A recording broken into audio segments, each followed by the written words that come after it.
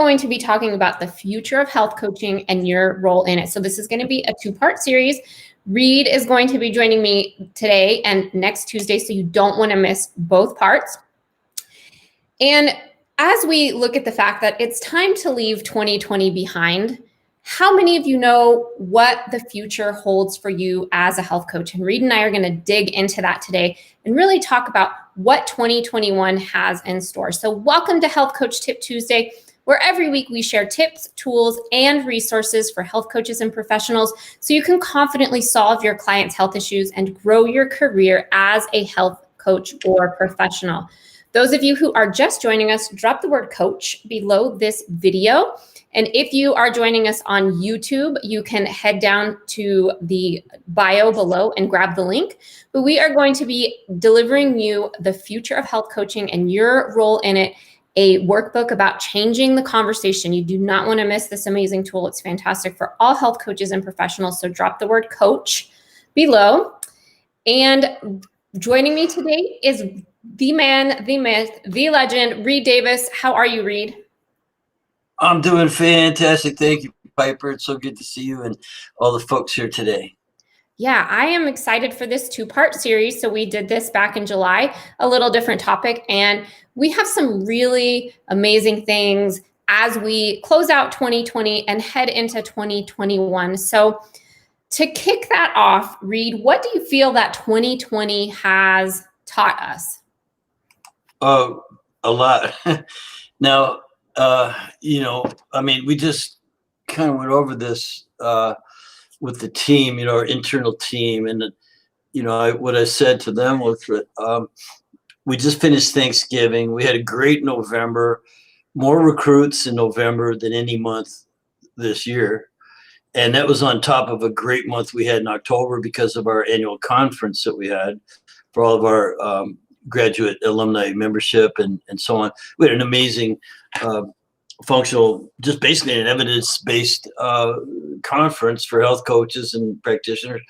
But the year didn't start off so great, because of what. I don't want to mention it because I think it's just a big bummer downer thing. Although I do understand the realities, and we're all behaving ourselves here, of course, in California. But it started off rough, and yet the determination of the team, the fellowship, the community, just basically the love and trust that I felt, I knew we were going to hold it together. As a matter of fact, over the year we grew. So we didn't have a recession in our business. It didn't grow to the degree that I wanted to. We still grew over last year. That alone is fantastic and amazing. So in my Thanksgiving message, I, obviously thank the team. We have over 20 people who are FDN graduates, or 19 out of 20 are. Maybe the bookkeepers haven't actually taken the FDN course.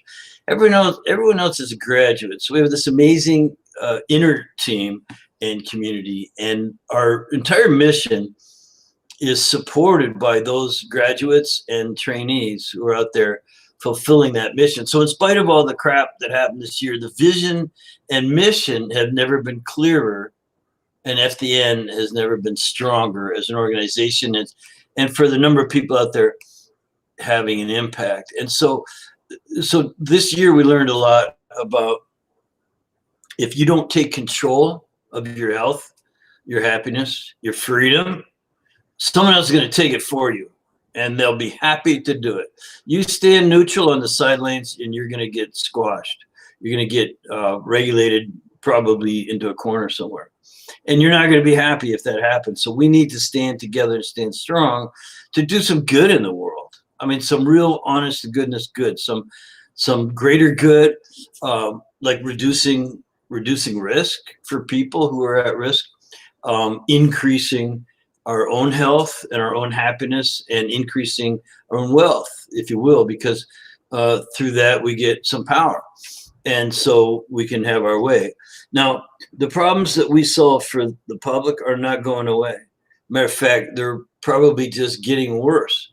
But behind the most recent epidemic is going to be another one or something like it.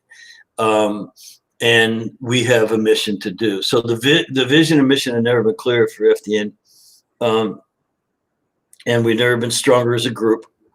And the problems we solve are not going away, and things are getting worse. And I'm so reminded of in 1903, that was a long time ago. Thomas Edison, one of the greatest inventors of all time, smartest guys. Very little we do today wasn't affected by him in some way, whether it's motion pictures or even tattoos. He invented the damn tattoo machine. So the guy was a great inventor with over 2,000 patents worldwide. But he said something in 1903 I hear it often quoted.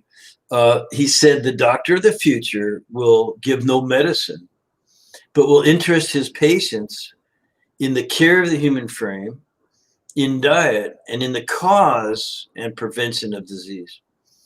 Well, my friends, he was simply wrong about that. Last year, over 5 billion prescriptions were filled in the United States alone. I think it's 5.15 billion or something like that. That's a lot of prescriptions, and I didn't fill any. So someone filled some for me.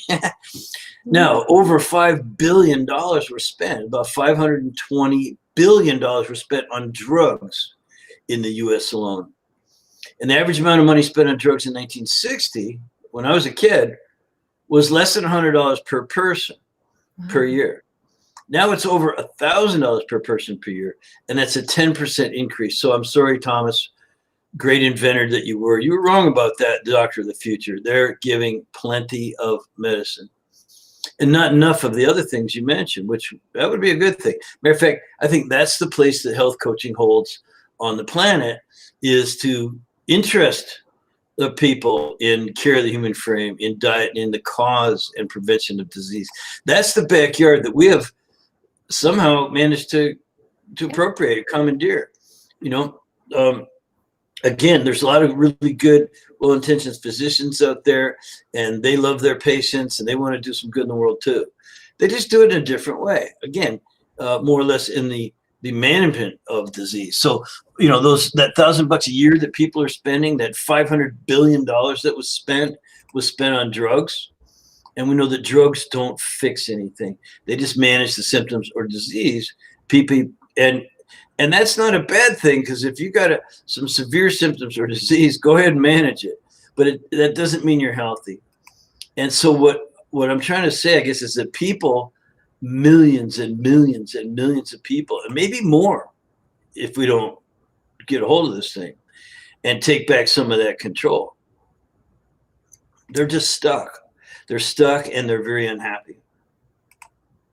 And that is the problem that we as health coaches solve.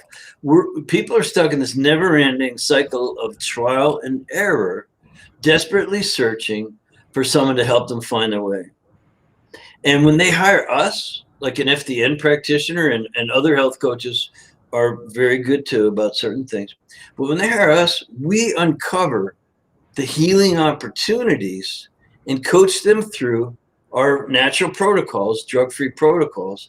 And then they discover for themselves that applying the general principles of health building found in our Dress for Health Success program, the general principles of health building actually outperforms what they're doing in the other backyard, which is specific treatment, diagnosed treatment of disease. We can outperform that and make people healthier and make people happier if they hire us. And of course, we're getting the good word out. We're training thousands of health coaches to get the good word out, to join, like Piper said, that army of practitioners who are deputized to stop the cycle of trial and error for people. That's what we do. And guess what happens when they do that? Not only do they discover that applying general principles of health building outperform specific treatments, they go share it with others, and they know that they're on a true path to balance and resiliency. Now, balance and resiliency is how we describe health. And from that, you get the potential for happiness. You got to put a lot of pieces of the puzzle together. But we've always found that there are just millions of people who are stuck in the cycle of trial and error, who are desperately searching for a way out. They're not finding it in standard medicine with drugs and surgery.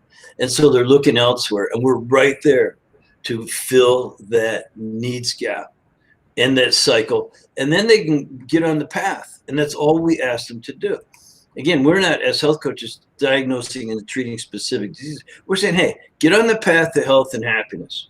And that stuff should fall away as you improve every cell, every tissue, every organ, every system in your body, the entire organism, which includes a holistic protocol and lifestyle, of course. And so the other thing that I would just say about being an FDN practitioner, because I am shamelessly recruiting, and again, shamelessly, unabashedly, we're recruiting because more and more people have got to enter this movement and help get control over our own health and, you might say, happiness, freedom, and at least health and wealth.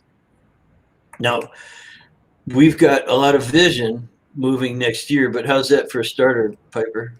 I think it's fantastic. And I see so much promise and growth in 2021 and far beyond that, because the demand for health coaches and health counselors is skyrocketing, and partially due to the fact that we are seeing this massive rise in chronic illness. So I would love for you to speak a little bit, Reed, about why do you think that we are seeing this just massive rise and growth in chronic illness across all age groups, all age brackets? Well, there certainly is an alignment of factors leading people into the field of health coaching. And, there are some requirements. I think there's just more people than you realize who want to help others. Now, this isn't new. This isn't, just because of that thing that's going around. Yeah, I just hate saying the word. I get it.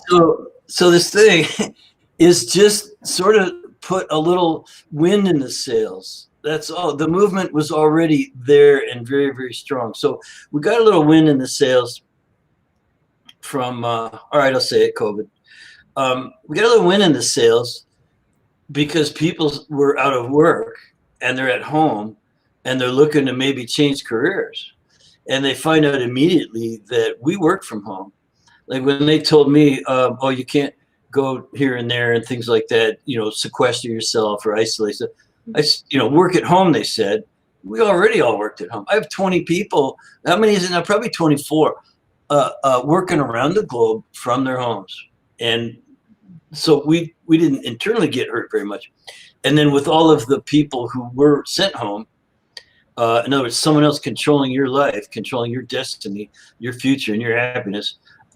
We said, hey, we're here for you, and if you want to help others, and you're willing to walk the talk, because we try to live lifestyles again that working from home.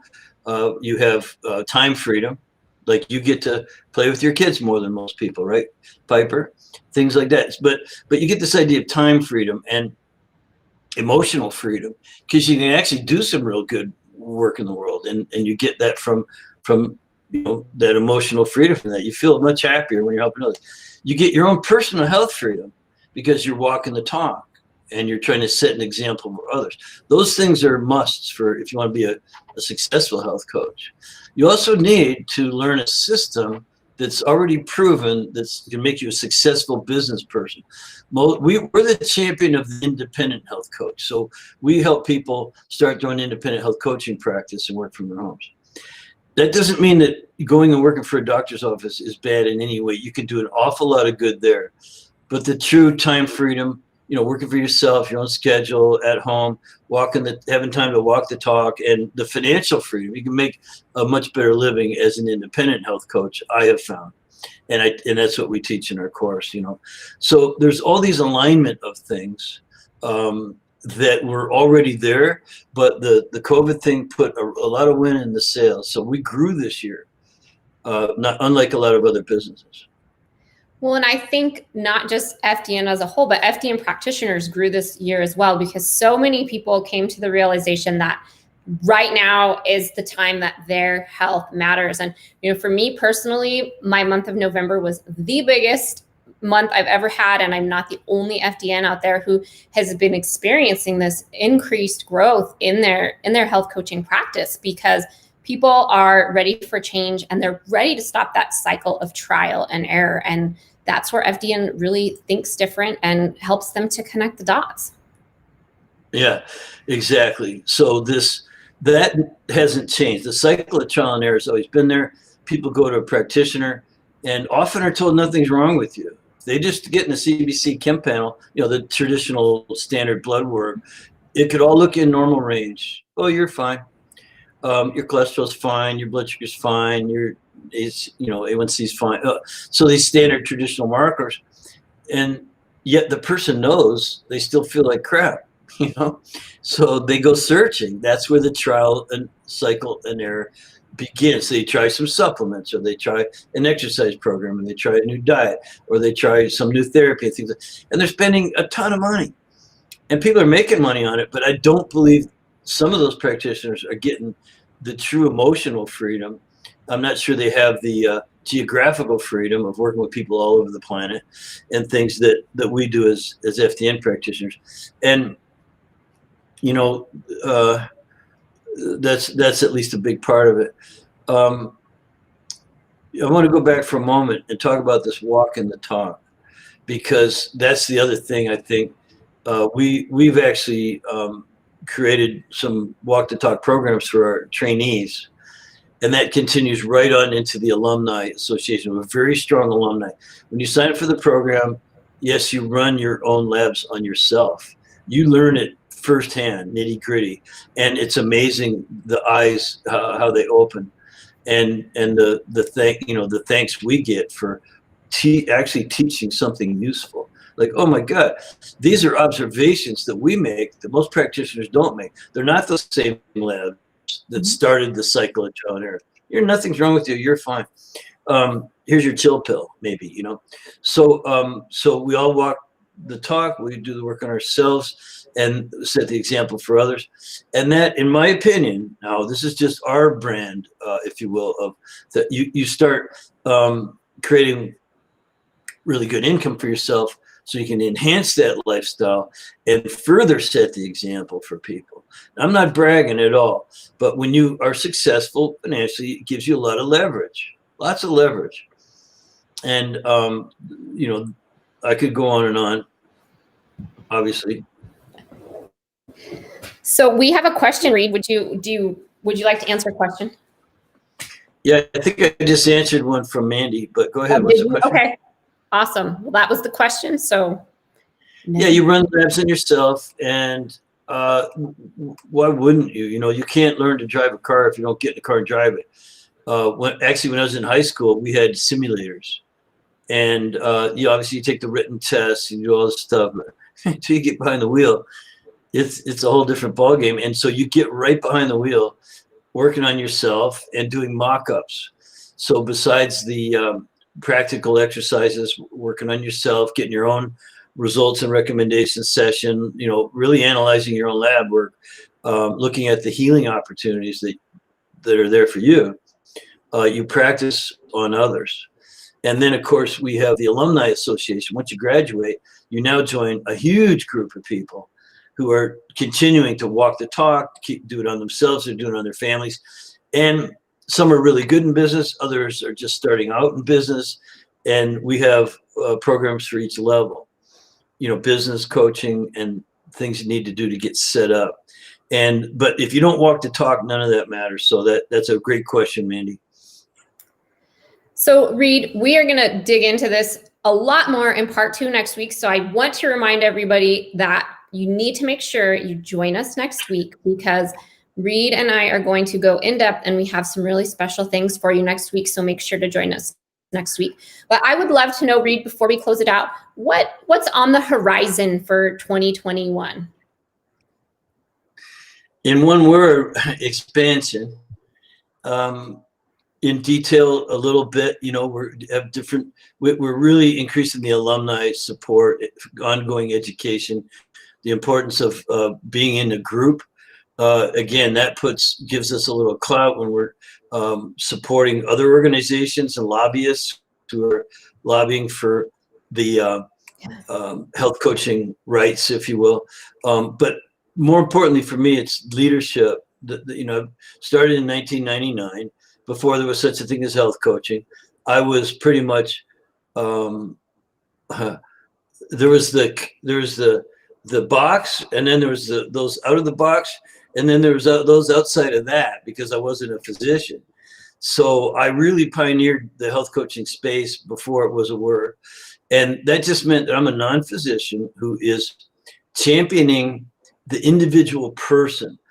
And it came out of, I can give you a lot of background. I think people have heard it before, but it came out of being in the office. I worked in a wellness center, and I was the patient educator.